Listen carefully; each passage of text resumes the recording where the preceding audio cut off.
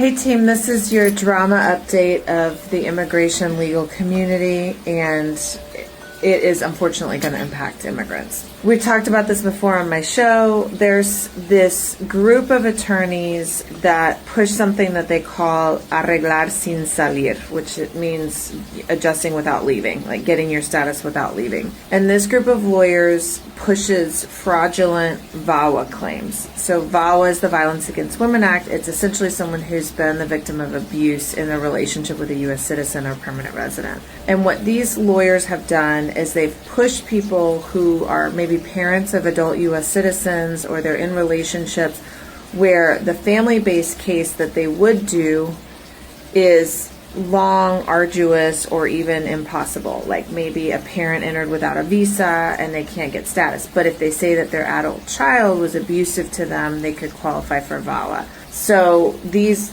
group of lawyers has used VAWA cases as a loophole to get certain people eligible for status when they weren't. The problem, that's problematic because it's fraudulent, but it's also problematic, especially with these lawyers, because in many cases, the reports are that they've done this without the knowledge or the consent of their clients. So someone will come in with their spouse or their child for a consultation, and the lawyers will divert them to a VAWA case and prepare this whole application, and in some instances not even review the application with the client and submit it to immigration. And so there's been rumblings that these lawyers are being investigated. It's definitely a known thing within the legal community and has been for a while.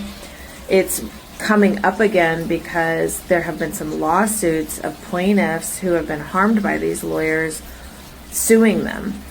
And so there's a lot of media reports. The whole thing is resurfacing, and it's really unfortunate because there are so many eligible VAWA applicants who really have been victims of cruelty, whose cases are going to be more scrutinized now because there's all of these rumors of fraud within these cases. So what I would say is, if you know someone who has a VAWA case, make sure that they trust their lawyer, that they didn't get pushed into saying something that wasn't true, that they reviewed their application with their lawyer.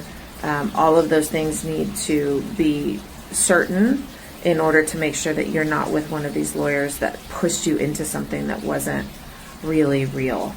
And for people who have legitimate VAWA cases, don't avoid going forward with your case. This is a very small percentage of the overall applicants for VAWA, and this program can really benefit someone who can't get the help of the person who would petition for them. Like if you think about a woman immigrant in a relationship with a U.S. citizen husband who won't file paperwork for her because he likes keeping her under his thumb, this is a program that allows her to get her own legal status without his help or even his knowledge.